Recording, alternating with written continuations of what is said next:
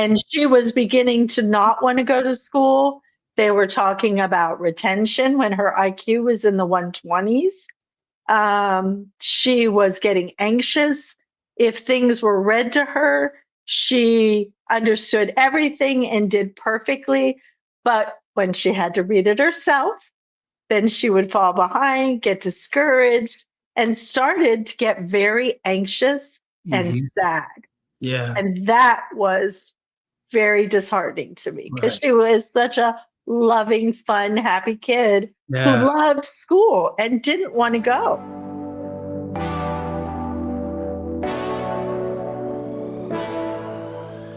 Good afternoon, everyone. Welcome to another episode of Dyslexia Success Stories. And we have a real special event for you today because we're going to get to talk to a healthcare provider, Pam Pedzinski. And Pam is double board certified in nurse practitioner, but also is a 20-year Army veteran as well, and spends all of her time in her clinical practice helping guide parents to understand their child's difficulties, their child's struggles, the diagnoses, helping do some of the testing herself. Her team assesses. But Pam also has dyslexia herself and has dyslexia in her genetic family. So we can have a really broad, wide range of topic discussion today about dyslexia and dyslexia success. And I'm not going to delay, and I'm going to bring Pam on live. And it's my pleasure to introduce you, Pam, to our audience for Dyslexia Success Stories. Thank you for joining us. Oh, sorry. There we go. Got your mute turned off as well. Say that again. Good afternoon. Such a pleasure to be here with you today. And Pam, let's go back in history because I know you first met the Morris Center when it was owned by a developmental behavioral pediatrician. And as a nurse practitioner focused on developmental disorders, you had a lot of background and experience in that. But tell me, how did you first meet Dr. Anna Alexander with the Morris Center? And she was the one who had this tremendous background. And I don't know if you know it, and I'm going to recap it for our listeners, but she was not only a developmental behavioral pediatrician, but she'd done a residency in child psychiatry. She did a residency in child psychology, and she did a third residency in child neurology. And she did all those because her husband was in a 6-year residency for pediatric heart surgery. So they weren't leaving Duke anytime soon. So she did this tremendous breadth of training that really brought her to that point to where she was just a premier developmental behavioral pediatrician who started the clinic called the Morris Center in Gainesville, Florida back in 1986. So I met Dr. Alexander while I was working at the Center for Child Development in Orlando, Florida, with a neurodevelopmental specialist by the name of Dr. 𝗪𝗪𝗍𝗍𝗪, who is still practicing in Illinois. Wow. And I still keep in touch with him. But in those days, we used to get together as developmental people, providers, nurse practitioners, doctors in the Central Florida area. There were quite a few from Gainesville, Tampa, Orlando, Miami, all over Florida. We would get together several times a year. And that's when I got to meet Dr. Alexander. And seeing so many kids with language learning disabilities. So in developmental medicine, you know, a lot of the kids we see have ADHD or they are in the autism spectrum, as mild as Asperger's to barely highly impacted. And so with that, we see a lot of language delay. We see a lot of developmental delays, and we see a lot of difficulties in school. And so through that was when I met Dr. Alexander, and she presented a lot to us, all the work that the Morris Center had done. I was also fortunate to be stationed at the National Institutes of Health, which a lot of the research with the Morris Center was with them. And so made me even that more interested and fascinated. And then, of course, my own history of having struggled with dyslexia made me not want to see other children struggle the same way. Understandable. And we share that view. And I think you know that I'm dyslexic, but I got prevention at age 5. My son and my daughter are dyslexic. They got remediation between the ages of like 7 to 9 in that kind of early range when the symptoms started to show up. back when they were kids, we didn't quite have pinned down that we could actually early identify at age 4 and 5 those risk factors. Who's at risk for developing struggles with reading, which might later be diagnosed as dyslexia. And so I think we share that view with you of, okay, well, let's do all we can to make sure that kids don't struggle.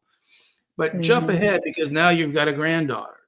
And Yes. how do you guys pick up that your granddaughter looked like she might be inheriting the family genes for dyslexia? Because that's a concern for all of us when we're going to have grandkids. Right, right. So what is a little bit different is that her dad is my stepson. Okay.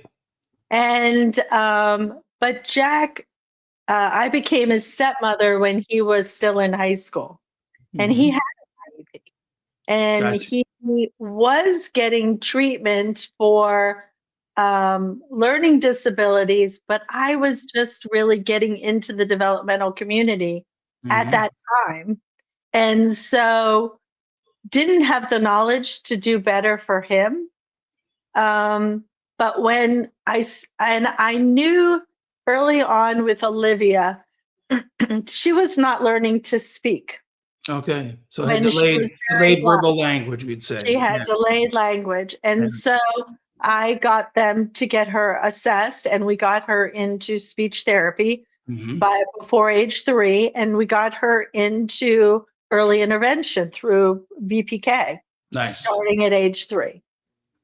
However, as she was progressing through elementary school, and again, parents don't always, I'm step grandmother, so not always telling me everything, but as third, because she was so really into being the best she could be. And I knew she was very, very bright, but I was seeing more and more reading was becoming difficult. And I'm like, I want to test her myself. Okay. And so that's when I did an IQ and a 𝗬𝗃 and was like, oh my God, yes, she's significantly dyslexic, which is what we would have expected with her history of language delay, right? Yeah. And she was beginning to not want to go to school. They were talking about retention when her IQ was in the 120s. She was getting anxious. If things were read to her, she understood everything and did perfectly. But when she had to read it herself, then she would fall behind, get discouraged, and started to get very anxious and sad.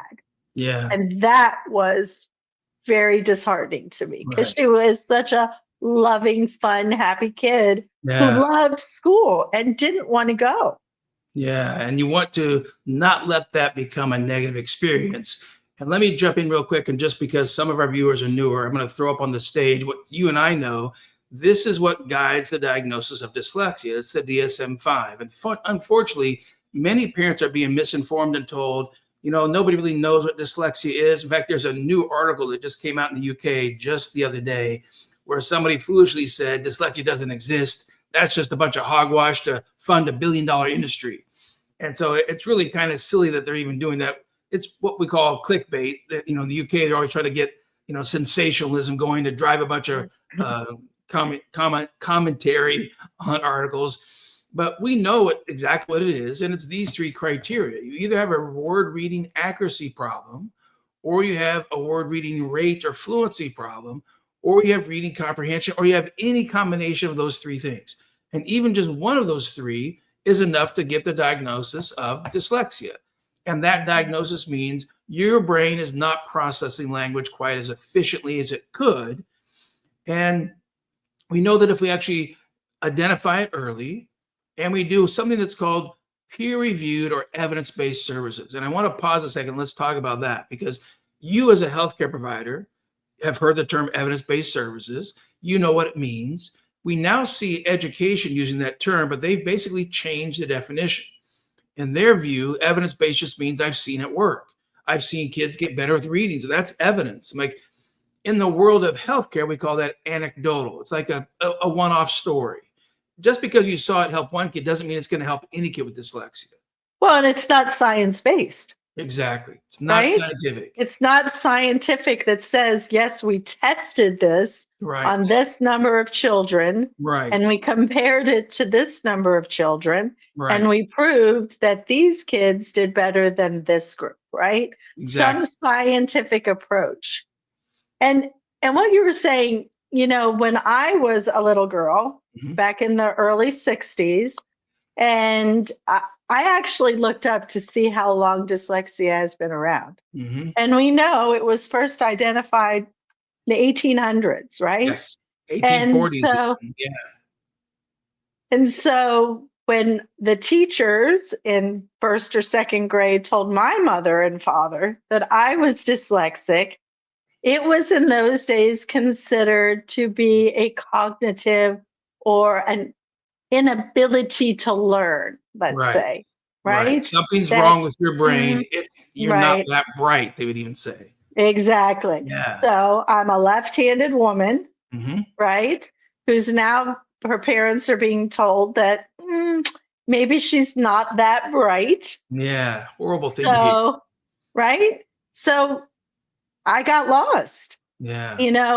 Those kids just were kind of patted on the head and let's just be kind to her and we're not going to get all over her if she doesn't do great in school. Um, but that wasn't my goal. Got it. Sorry, I've learned that if I swipe right, it kicks me out of the whole studio. I gotta remember not to swipe right. I apologize. No worries. Yeah, so you get lost in the system and there's not a lot of services and you're viewed as being less than Right. intelligent. I Today, received zero services, yeah. but I remember the headaches I had in high school, Mhm. rereading and working so hard to get the grades to go to college, to do all the things that I wanted to do in my life, which I did, but I Yes. had to work twice, 2, 3 times Yeah, as or hard as 10 times harder. and I Yes. don't want kids today because Yes. that is discouraging. And not necessary. And No. so back to your point about the science. So now we have educators being told, hey, just get the science of reading. And what we want viewers to understand is, okay, that's really not quite science because the science of reading Mhm. is a list of like 10 ingredients. Here's 10 things that you should be sure that you're doing when you do reading instruction.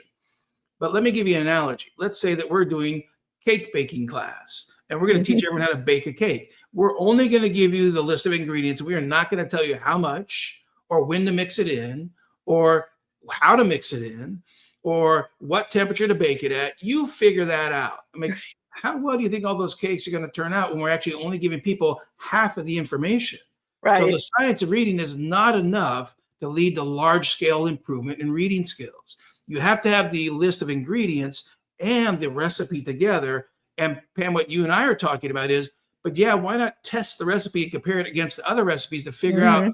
which one is the most reliable, best tasting, and most Mhm. effective recipe? And that's what we call evidence-based practice. That the program has been tested and compared to other treatment programs, and you prove which is better.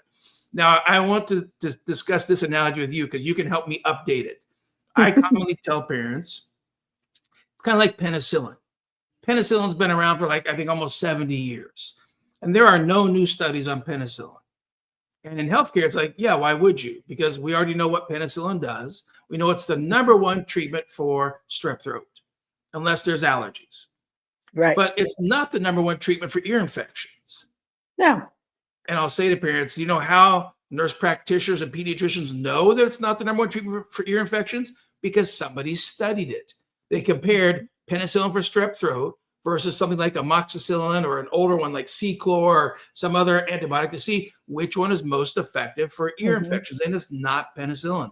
So then as a practitioner, you don't prescribe penicillin for ear infections because the science tells you it's not going to be as effective. Right. What's the new medication for ear infection? I don't know. Is it amoxicillin? I don't think they've switched it that much, but being Okay, in mental health all these years, but still amoxicillin, augmentin, zithromax, gotcha, gotcha. Because I the said same. 𝗬chlor one time to a pediatrician. She goes, I haven't heard that word for a long time. We haven't used 𝗧𝗲𝗏 for 20. I'm like, okay, I need to update my antibiotic knowledge. But the point is, evidence-based means it's been a very scientifically controlled study, not just Right. somebody saw some kid get better and they thought it worked. Now we have a new phenomenon where people are being allowed to use the word evidence-based in the name of the actual dyslexia or literacy program. And in the healthcare, that's really considered false advertising if there's actually no scientific study that proves that program is highly effective. So it makes it even harder for our parents, whether some of them are coming to my clinics, which are the Moore Center clinics. We have one in Ponte Vedra, one in Ocala, believe it or not, one in the Caribbean. And I don't know if you know, Pam, but I didn't want to put a Moore Center clinic in the Caribbean. It was demanded by the locals that they would get their own Moore Center clinic. And it is staffed and mostly run only by Trinity speech therapists, Trinity psychologists, Trinity OTs, Trinity educators. They believe in what they're doing. So I brought them the model and the evidence-based practice. So the goal is— You know what makes me sad about that? What's that? That we don't do that in this state. I know. That they see it and that we're not demanding it. I know. But we are making headway. We have more schools now that recognize that during COVID, they had money to buy what we call high-intensity tutoring, which means 45 minutes a day, 5 days a week. You're really just kind of boosting those literacy skills. But we're still trying to get these schools to understand, but one program is not the same as another. And there's so many myths and so much misinformation parents are hit with. They're told, oh, no one program helps all kids. I'm like, well, when you look at the research, you understand research studies actually measure programs and measure programs' effectiveness. There are some programs that are extremely effective. And one of them is one that Dr. Alexander and I studied together at the Morris Center. And we first did a very simple, and I'll throw this up on the screen. We did a very simple pilot study. And believe it or not, Pam, this is our study from 1991, where we looked at just about 10 kids at the Morris Center. How did they progress? And we showed that in about 9 weeks, they made anywhere from 3 to 5 grade levels of change in reading skills. So then the question was, okay, let's do a bigger study. And this was the bigger study. And this one is actually the prevention study. Can you prevent reading problems at age 5? And one of the key findings of this study was, yes, we can. And we can do it for more than 91% of kids. And if we give this program to all the kids, then guess what? As this quote comes from the study says, we would have only 2.4% of children struggling to read. That's pretty close to pretty much saying one program is actually highly effective. And that's what today we call that Now Foundations program. So trying to help parents understand. And one more thing came out of that, didn't it? Didn't you also learn that for kids who learn to read normally by using this program would learn foreign languages easier? Yes, because you enhance their phonological processor. So there's no disadvantage to using this same approach with typical readers as kids who are struggling to build phonological skills. Because to learn any language, every language in the world is a spoken language first and a written language later. So that phonological system, which is part visual, it's part acoustic, it's part mouth movement, it's part awareness of mouth movement. It's these 4 sensory motor systems working together to build the speech skills before you start working on the reading skills. But the other thing I saw with my granddaughter is, like you say, the program was studied scientifically. Right. It proved that it had greater responses, higher responses to kids that didn't get it, or adults, or whatever group was being studied at the time. Yes. But at the same time, which my granddaughter did the program all summer, and we're fine-tuning now. This is where it isn't all exact science. So now Olivia's getting some reassessments to see what areas she's still struggling a little bit. Mind you, when Olivia started this program at the beginning of last summer, she was entering the 4th grade and reading still at a 2nd grade level. By the time she started 4th grade, she was at a 4th grade level. And now fine-tuning to her needs, to pick it up a little bit more in the little areas that she's still struggling a little bit, And that's where in all of medicine, and I know everybody listening understands this, we base our practice on science, but we fine tune as an art. Right. That's the to clinical. Everybody's individual need, right? Yes, that's the clinical side of the healthcare profession. Use the science to get the biggest impact you can, but then use your clinical expertise, clinical knowledge, clinical judgment to figure out what else do we need to fine tune to get the biggest impact overall. Right. And that's what's so cool about the program. Right. That's what you offer. Exactly. So that's what that 𝗟programs.com gives us, the ability to push out services anywhere in the world. And we have some of the lowest price points, Pam, too. We're down to $30 an hour to actually provide highly effective literacy empowerment for kids and teenagers and college students and adults. And I ask people many times, guess how old our oldest student has been online? And it's actually 74. We had a 74-year-old who still wanted to change his reading skills and his spelling skills, even though he's retired. And the goal is, as you and I understand as healthcare providers, that the brain's ability to learn new things doesn't change as you get older. It's still there.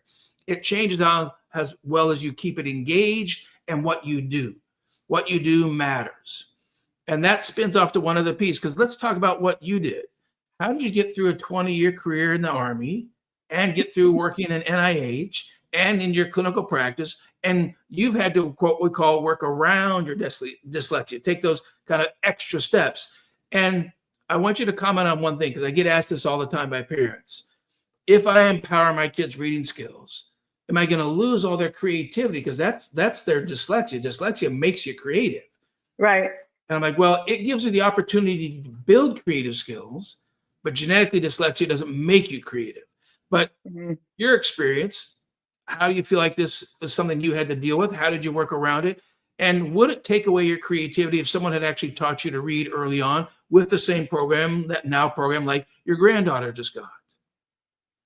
You know, I think if I had gotten treated earlier on, I would have gone to medical school. Okay. I think my life would have been very, very different. I think at every step along the way, somebody asked me why even trying? Like, why you want to go to college, or what, any of those things were always kind of like, it didn't matter that I had good grades or how hard I worked. Also, I had to spend so much time studying and rereading and outlining and learning. So if I went to a class or a college course, and I would always sit up front close so I could hear everything, because I was like a sponge. I just wanted the more I could get in, because if I read it, I didn't get the same amount. Right. And that took me twice as long, so I couldn't be as creative as I wanted to. I couldn't do the fun things that I wanted to, because I had to spend so much time. And remember, for me, there was no spell check. Right. Yeah. When I wrote my thesis in graduate school, I had to print it out and hand go over it. Yep. And fortunately, I had two parents who were editors. Wow. And they helped me a lot, not in writing things or changing things, but editing my spelling, because that was huge for me. Right. That was a struggle. So I would say absolutely not. Learning how to read, I think, would have only helped me be a much more successful person. Not that I don't feel that I'm successful, but that I feel that I was always looked over a little bit more and capable of a lot more. And I think that's a great important point, which is the capability. If you don't have to do the 10 extra steps to work around the reading, you've got more mental energy that you're capable of applying to your creativity, to your mastery of content, and then that gives you more information to work with. It's kind of like we're saying, when the brain has more tools, more strengths, it has more power. And so trying to understand the goal is to empower your dyslexia, empower your reading skills, can only have potentially benefits overall to self-esteem, all those different things. Exactly. And how many parents out there will say, you know what, my kid reads great. I don't know why you want to work my kid up. It's Hmm. just that once they read the paragraph, they don't remember anything they just read. Right. That, which is Okay. kind of the So whole they're purpose of reading, reading, right? exactly. So they're reading words and retaining nothing. Yeah. Now, how well are they going to do as they progress? And they Hmm. have to read more complex things that they need to retain. And Yes. do you really want to stifle their abilities to do what they want to do in life because they can't read and retain? Right. And I think many people, which is why I threw up that DSM-5 diagnostic criteria, many parents, educators, even other professionals in the healthcare field don't know that dyslexia, by definition, is three different areas of weakness, or one of the three, and one of them could be just the reading comprehension difficulty. It doesn't mean you see words backwards. It doesn't mean you No. flip letters around. It just means you might have poor accuracy, poor speed, or by itself could be just poor comprehension. And all three of those fall under the same category of dyslexia. Now, comment, because you have a background as a nurse practitioner in the developmental sciences, parents get confused by that definition because they're like, you know what, you Mhm. just don't understand. It's way more than that. There can be other difficulties, yes. And I'd like you to talk about what other difficulties could kids have besides the poor accuracy, the poor fluency, the poor comprehension. But those other difficulties are not required for the diagnosis. They can Right. co-occur, but they're actually not part of the diagnosis. And some kids will have them and some kids won't. So tell us a little bit about, in your practice, what other things you see kids struggle with that might co-occur or go along with their dyslexia?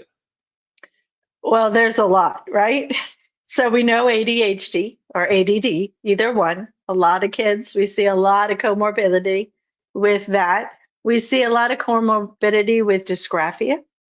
I see a lot of comorbidity with dyscalculus. Dysgraphia may be difficulty with handwriting. Um, a lot of the fine motor component to it. Right, And we also see, and the dyscalculus is math. right, But what I often find out when I do more investigating, it isn't really the calculations that right. are as difficult. It can be the memory, like making dyslexic kids memorize multiplication Mhm. tables is a crime. Yes. Okay. Because It's we a all, losing as battle. adults, yes, it's not. Give them a calculator. It's ridiculous. You know, a dyslexic kid is not going to have the ability to grasp that information rapidly and be Right. able to do a time test. They shouldn't be time tested anyways, Mhm. right? Mhm. Yeah. And a lot of times now that they've changed math curriculum so much that Mhm. they're putting a lot of verbiage in math problems, especially in elementary school, word problems. Yes. And kids, they don't know how to break it down. They don't know how to understand the question that's being asked of them. Yes. And one of the findings in our other NICHD study, which was on 8 to 10-year-olds who had severe dyslexia, and I say that with very strong emphasis because some schools will tell parents, your child's not severe. I'm like, if the child's reading skills are at the fifth percentile, there's only 4 more points below it could go down. That's pretty severe. We would call it severe. And so our study was with 30 kids who all had severe dyslexia. We only use that Now Foundations program to boost up their phonological processing and their decoding skills and their phonetic spelling skills and their paragraph reading. We only worked on reading accuracy and paragraphs. We only worked on reading. But we measured math skills before and after the intervention as an aside to see, does it change your brain's function when you have better auditory memory? You can hold on to words more easily. You can manipulate words a little bit more efficiently. You can store and retrieve words more easily. Does it actually change the math skills? And the answer in the study was yes, if they're math word problems, because now you Mhm. make fewer mistakes reading the words in the word problems, and you find math word problems to be much easier. So we actually changed their math performance, even though we really didn't change their math skills. We just decreased the amount of times that we make reading mistakes in math word problems. The other thing I see a lot too is these kids eventually get very anxious and depressed over Yeah, school. They feel understandably. unsuccessful.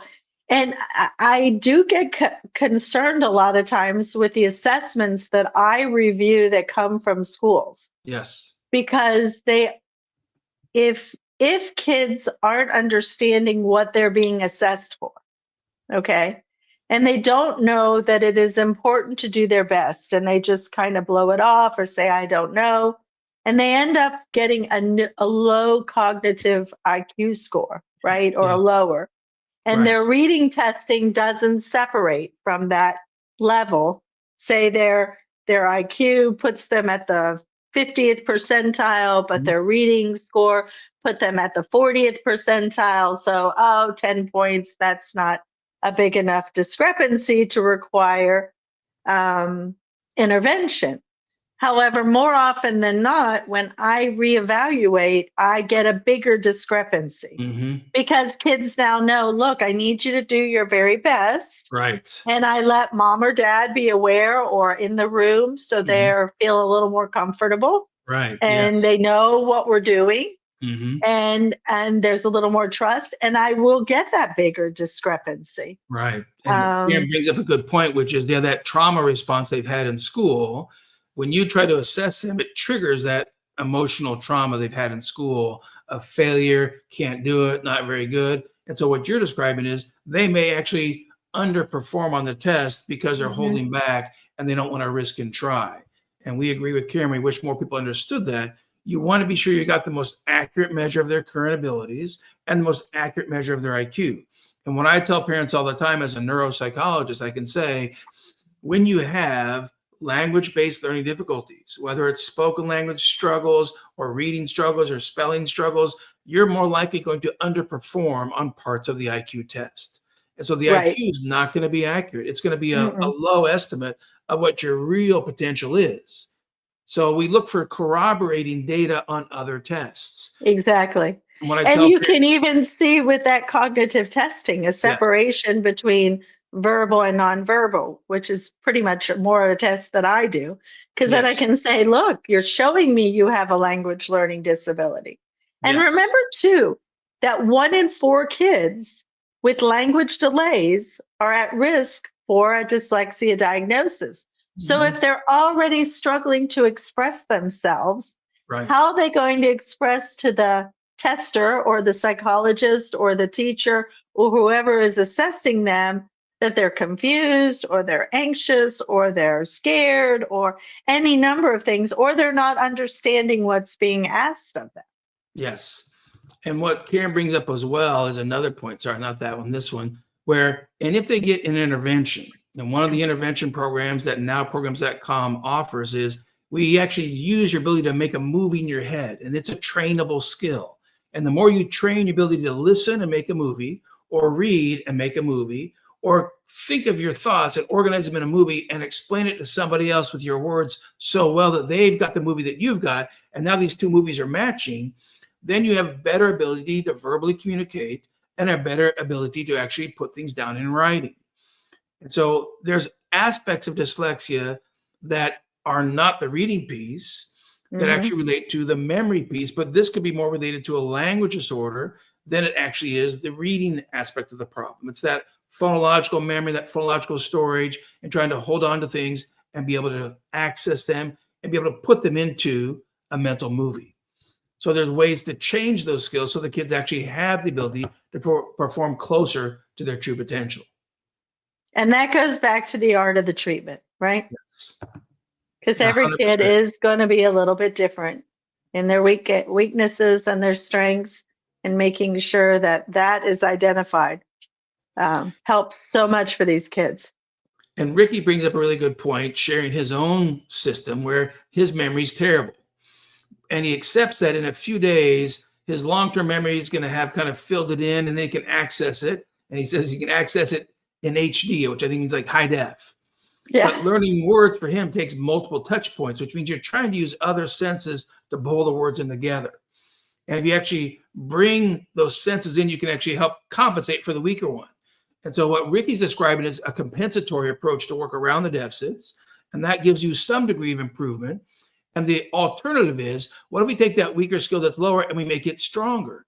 Then you've got more strengths, and we actually know how to do that, because then you're able to hold on to more information And then you can actually phonetically spell better. You can store words more efficiently, and you can retrieve it better as well. And so Ricky talks about, in his view, of the benefits of being dyslexic. And we want kids to be made aware of it. But let me clarify for you too, Ricky, is that dyslexia itself doesn't give you these strengths. It's your activities, it's what you do that will train these other skills. We don't have any large-scale, reliable research studies that says every dyslexic kid is a better out-of-the-box thinker. We have groups that say that. They're layperson groups. They're not brain scientists. They say they think that's true, but the real truth is every human brain has the capacity to be more intuitive, to think in pictures, to store words in pictures. But the only way the brain builds that skill is by practice. Scientifically, Pam, we call it experience-dependent plasticity. If I give you the experience and I give you the practice at basic level, mid-level, and then high level, and you build imagery skills, you have built that system and you have stronger skills and stronger abilities.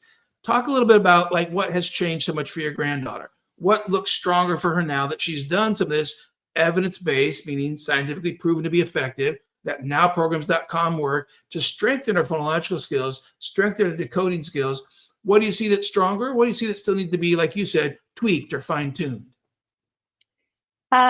So definitely she's back to loving school. She's back to wanting to go to school. Got it. Her confidence is back. So those are the things as a grandmother that I see right away. That just makes me so happy to see my happy granddaughter back again. She's excited about reading. She's excited to come and read something to me. She's reading the Harry Potter books, which is a huge, we're talking this time last year, she was in second grade reading level, right? And now she can read. She's in fourth grade. Okay. She just turned 10. Okay. About a week ago. And now she's reading, and she's reading more to her parents and understanding and comprehending. We're seeing some improvements in spelling. I know her parents are still struggling some with the IEP and getting it set up, which the county they're in dropped a few balls, but that is in the process. Yes. And I suspect what the Now program is doing is evaluating to see if this is more of a processing issue or a focus issue. Yes. And so once that's determined, then that's the tweak. When her original CTOP was done, because I didn't need to do the gray or reading, the CTOP was pretty dramatic. Right.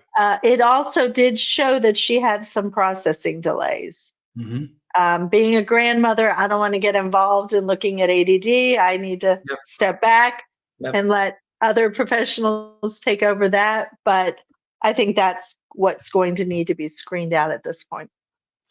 But I suspect she's going to need more accommodations for processing. And then the question is, or are there other things that can be done that change those processors? Because we're always looking at both options. Can we take the reader skill and make it stronger? Or do we not yet know how to change it? Like one thing we don't know how to change is rapid naming. We don't know how fast you can find the words. We know that half the kids who get the phonological improvement, it boosts their rapid naming, but half of them it doesn't. And as you see too with ADHD management, and whether it's medication or it's the 10 other pieces of diet, sleep, allergy, exercise, all those other factors can also be used to help them boost attention focus. For some kids, when they had ADHD or the attentional issues are better managed, the fluency of retrieval gets stronger as well. But we don't have any evidence-based proven treatments for rapid naming. Now, thankfully, it's not always a required skill in school, but go ahead. Well, I was thinking about another case, another family that we've worked on together, that we've worked on over the years, right? I sent an older brother to the Morris Center, I don't know, 10 plus years ago, who did the in-person entire program. Right. This young man has gone on to do great. His younger sister was evaluated around the same time. She did partial treatment online before the Now program was set up, when the Morris Center was still doing a little bit online.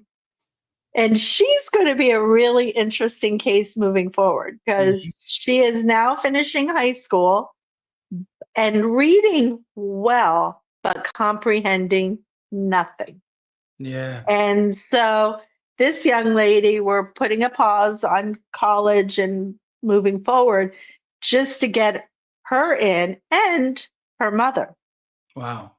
Her mother, who was also tested and is also dyslexic and also wants to do better. She would love to go back to college and finish her degree and do some different things. So again, that genetics we talked about earlier, Yes. Yes. right? And so we have 3 in the same family.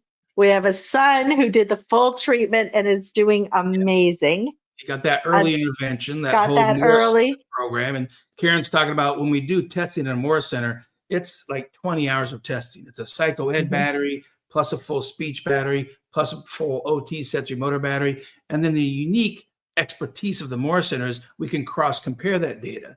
The purpose of cross-comparing is figuring out where are the weaker skills, which ones are developmentally higher, which ones are developmentally lower, and then target intervention at the lowest weaknesses to strengthen from the bottom up. It's kind of like building the foundation first and then working their way up. And Karen's son went through the Morris Center Clinic, made tremendous progress, and now we're to a point to where he just excels on his own. We don't have continued services. He doesn't need an IEP. He doesn't need all remedial work. We've been able to rewire the brain and strengthen the skills, because many adults are misled to think that a dyslexic brain is hardwired and it works differently and it can't be changed. That's not true of any human brain. Every human brain has plasticity or the ability to make new changes. What I think people get confused on is they see brain imaging studies that show, hey, the dyslexic brain has more activity on the right and less activity on the left. See, it's wired differently. What I have to explain to parents many times at the Morris Center is all that neuroimaging is doing, and I'm a published fMRI neuroimaging researcher. My whole life of my dissertation was in an MRI machine measuring brain function in adults with dyslexia. What that brain imaging picture is showing is when you have someone who can't read and someone who can read, and you measure the brain activity, it's not the same activity. And like, well, why would you think it would be the same? They both don't have the same skills.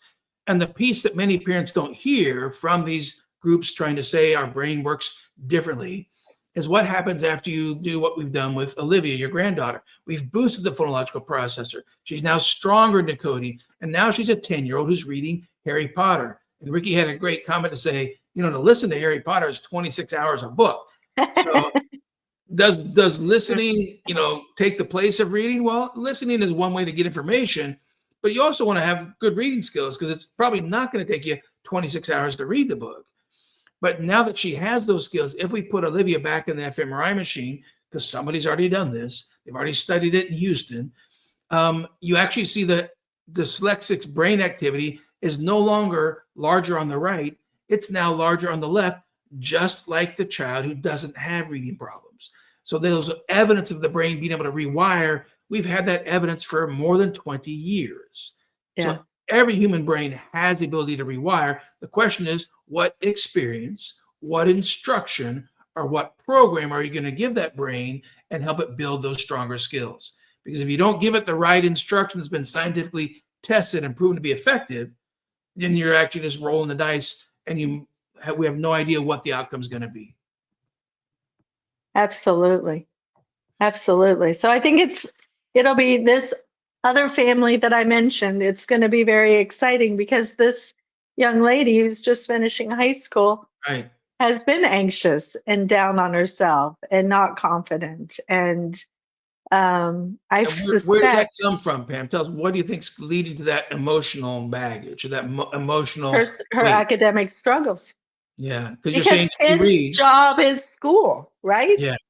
Until you graduate high school, and then if you go on to whatever, your job is school. And if you get up every morning and you went to your job and they were speaking a different language, or it took you twice as long to understand what you were doing than everybody else, you wouldn't want to go to work, would you? Right. 100%. No. Because it's so unpleasant, and you're getting a lot of negative feedback, and you're not feeling successful. It is a huge emotional burden. And when you hear it, when you hear the teacher discussing it, or somebody else reads it, you get it like everybody else. That's where I see these students really, they just get they get the test put in front of them, and now they got to read it and answer the questions, and they're just shut down. Yes. Whereas had somebody read them the question, they would get an A every time. And so it's trying to get them the service they need to make those skills stronger. Now, Ricky brings up another good point. I'm going to slide this back down there below. If an adult loses a functional skill, like they go deaf for some reason, then the brain activity and the brain wiring is going to change because the brain's not able to do that anymore. But I did 10 years of stroke research. And so I don't know if Ricky's aware of this piece of this as well, which is in the stroke research, if there's brain damage, I can't build new neurons there.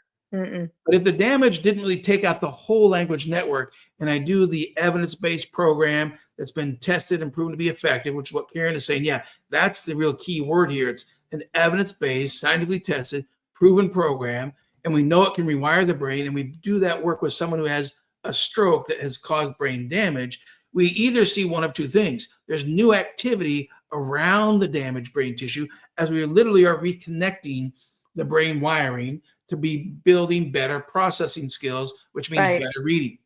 If the damage is so large, there's actually literally no brain tissue left.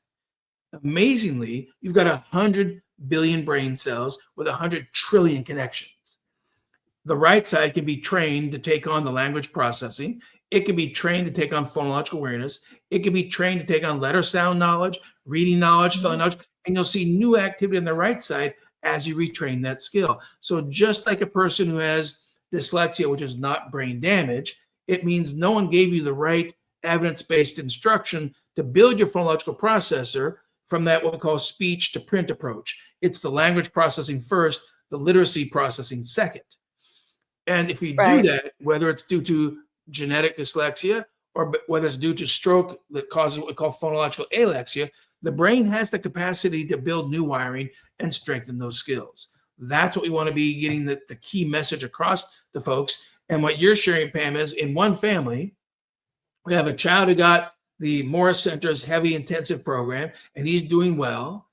His sister didn't get anything, and now she's been struggling along, using accommodations, audiobooks, doing all she can to accommodate, and now she's hit a wall. And the mom never got any help and never got to finish college. And now both mom and daughter have decided, I want to change these skills. And wisely, the daughter the daughter got a little bit. Okay. But she did it all online just for a few months. Right. Not the I think when impact. she was like 6. So she never got a full treatment. Gotcha. Which is why I think she's reading words better than she would have. But I think because she didn't finish, she's not comprehending what she reads. Exactly. Like I gave her the 𝗓𝗵𝗏, and she couldn't answer most questions on almost everything she read. Gotcha. Simple to intense. And another way I explained it to folks as well, in my work for 10 years on stroke research, because we have stroke that causes reading problems, we have stroke that causes spelling problems, and stroke can also cause comprehension problems. If the damage is a little bit back here behind the ear, you can lose comprehension, Pam, and not have any change in your reading and spelling skills. It's just amazing. It's like, what? How is that possible? Well, it's because the brain has a whole network. It's the language network. And if you knock out one piece of it, it doesn't mean it took out the other part. So they still are able to read and spell, but they don't comprehend what you say, and they don't comprehend what they read. So we probably changed her phonological skills. We changed the ability to sound out words, but we didn't get to that other program we were talking about with Karen, which is that mental imagery program, and changing those imagery skills, because imagery programs really then boost those skills in a way that strengthens it all the way around. And now you've got both systems working, which is reading accuracy plus comprehension, 2 parts of that same language network. Right. Unfortunately, the brain is one of those organs, one of the few organs that we have, right, that we can improve, or we can see growth in, or we can retrain other parts of the brain to take over what. But like Ricky was saying, hearing is very different, right? Because that's that's not a part of the brain that we're talking about. That's a different system. Yeah, and Ricky's got an interesting comment here where he says, we've been disabled by academia. And I'll rephrase that because I agree with that in part. The system is not actually helping give you the skills that you need. And it's not for lack of trying. My mother's a retired special ed teacher. She put her heart and soul into helping kids learn how to read, and she did the best that she knew. But we have one major differentiation between education and healthcare, and that's that concept of evidence-based from scientific studies.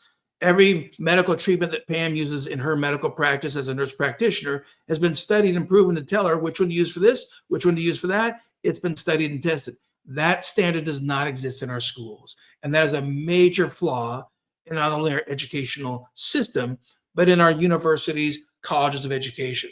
We are not causing kids to get the same caliber of support from their education as we're getting from their healthcare. And there's one phrase I say again and again, Pam: healthcare is life-saving when it's evidence-based healthcare. And guess what? Literacy is life-saving when it is evidence-based literacy. So Ricky, I'll agree with you. Many people have been failed by the educational system, and the educators have been failed by the system as well. Because if we didn't give pediatricians antibiotics, they wouldn't be able to help as many kids survive strep throat or other infections. We don't give teachers scientifically tested and proven highly effective programs, they're not going to be as successful easier. And it's not the fault of the teacher. It's the system that has let us down. It's time to advance the system. And Ricky, it is interesting about, I want to say it was more than 10 years ago. Yes. We had a meeting in Central Florida where we brought together educators, healthcare providers, Central Florida Pediatrics. We brought together all the local county administrators from their offices for learning disabilities or exceptionalities, and invited everybody to come to give them a presentation on dyslexia and ways that we could all work together as a community to help kids. And everybody went different directions. Medicine didn't always, doctors thought, pediatricians were like, well, what? You want me to put books in the waiting room? No. I want you to understand it and educate your parents, right? Exactly. Teacher, the administrators from the counties were like, we like our disability program. We don't want to make changes. So he's right. I mean, we need to go back to the educating the educators, educating the psychologists, educating healthcare providers, educating everybody, having some component of what this is, because it does, you're right, Ricky, it does make it more difficult for these kids to be successful adults. Yes. In any aspect of life. And many of them choose to do less than what they're capable of because they feel this failure component. And I think what you shared too, Pam, was you're a nurse practitioner. That is not an easy degree to get. That took a lot of study, a lot of extra effort and time and energy, especially because you're also dyslexic. But your comment is really important for people to understand. If you had had full reading skills as a young child, you're quite confident you would have become a medical doctor, because ultimately that gives you the ability to do more, to actually have a bigger impact for your patients, to have a larger knowledge base. But because of the hurdle of getting past the reading deficits, you chose a different profession that would let you have a degree of success in that area, but you could have chosen to do more if we'd gotten you the literacy skills early on. Is that an accurate statement? Absolutely. Okay. Yeah. Definitely. And Sue Ellen's asking us, what's the main message we'd like to tell parents who have children struggling with dyslexia and they're having emotional responses? The main message is the number one way to change the emotional responses is to decrease the struggle, because the emotional responses are secondary to the school struggle. So getting access to evidence-based dyslexia programs that empower literacy skills, take the weaker skills and make them stronger. And it doesn't take 3 to 7 years. If you're in a program that somebody tells you is going to take 3 to 7 years, I guarantee you are not in an evidence-based program. And that's true for most all of the OG-based phonics programs. There's no clear research studies that say OG-based programs are going to solve the problems and give the kid fully functioning literacy skills. Other programs like nowprograms.com are exponentially more effective and take less time and actually cost less over the life of the program and give you markedly more skills and more strengths. We can do therapy, you can do medication for depression and anxiety, but what if you actually took away the cause of the problem, not the symptoms, which are the depression or the anxiety or the struggles? And I would add even a little more to that. Good. And this is what I tell parents, because I come up against this all the time. And I refer a lot to the NOW program. I'm about to send out their summer camp flyer, and Tim just told me about some other options that I'm going to send out to a couple parents of kids that I really want to get into this program as soon as possible. But there are things that parents can do too. First of all, if you don't agree with what the school is telling you, question it. Absolutely. Question, you know your children better than anybody else. And don't let somebody that sees your kid a few hours here or there or does some testing, or a teacher that's looking at 25 other kids, tell you something that you know better. So trust your gut, 1. 2, advocate for your child. I tell all my parents, read everything to your kid. Don't make them sit there and struggle and get frustrated. Read books with them and don't dummy down to them. When I say dummy down, that they're bright and they're capable and they're in 4th grade or 5th grade, and they're on a 2nd grade reading scale level. So their teachers are making them go to the 2nd grade area to get books. What 4th grader wants to read a 2nd grade book?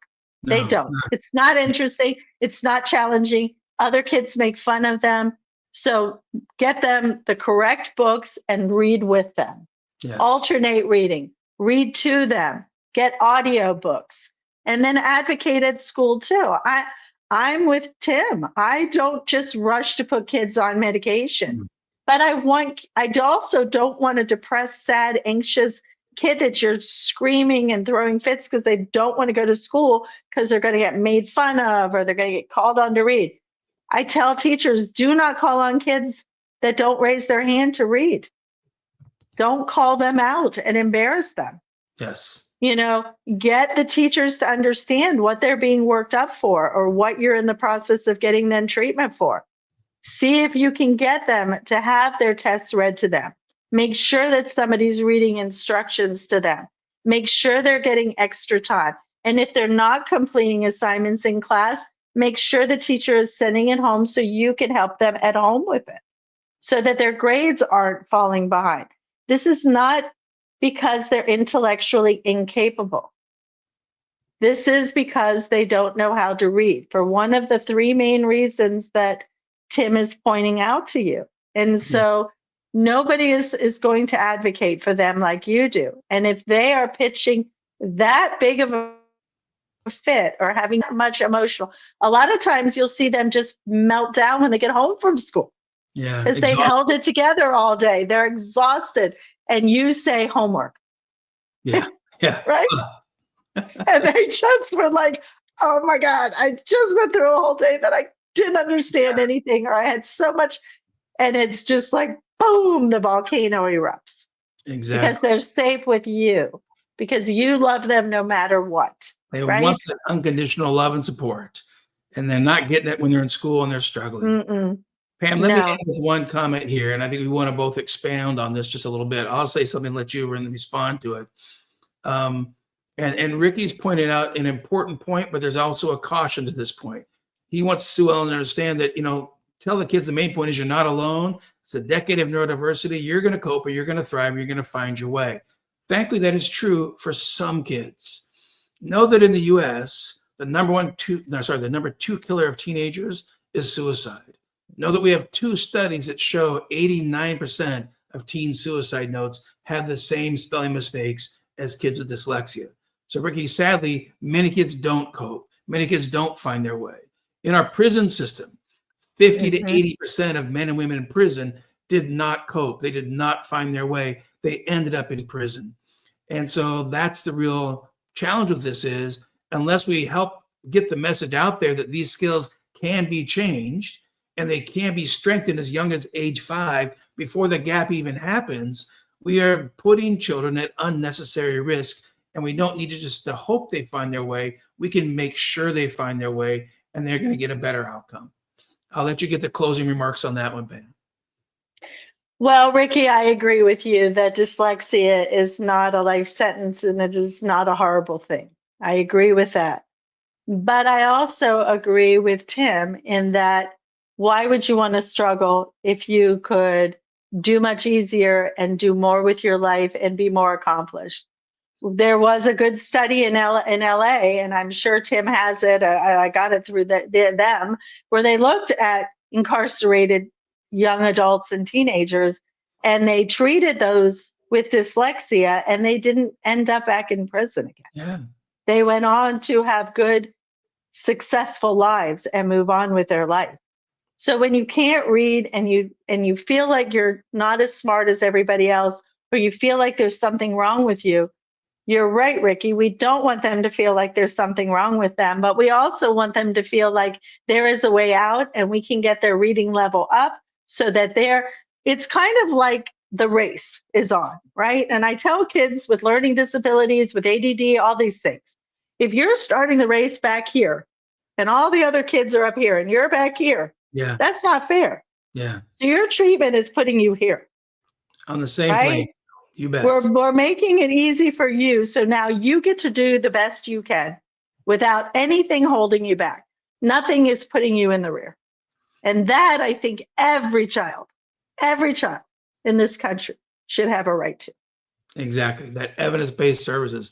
And let me close by saying, Ricky, you're talking to 2 dyslexic adults. The difference between Pam and I is I got prevention at age 5, and so I never struggled.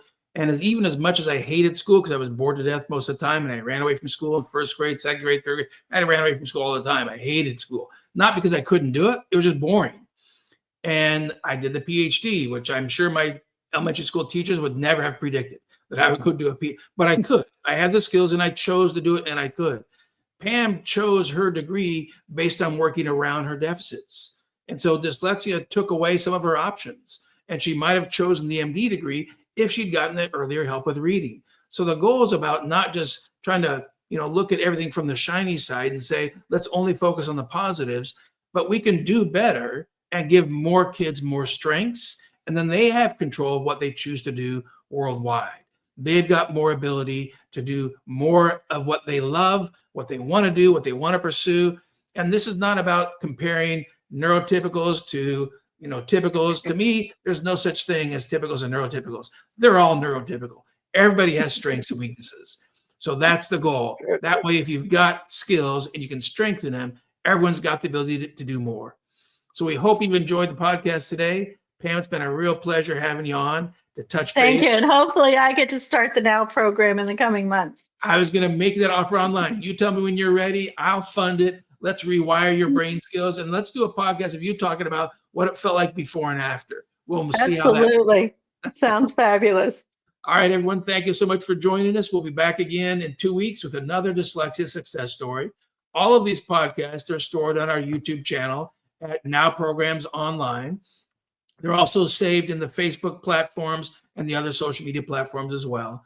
Next week, we'll have another dyslexia discussion podcast. That's our 5 p.m. podcast, where we really dive into the deep issues of what's facing learning difficulties. And it's not just about dyslexia, it's the brain and brain function. Thanks again, everyone. Have a great Friday, and look for ways to build more strengths. That empowers everyone. Take care, everyone. Bye-bye now.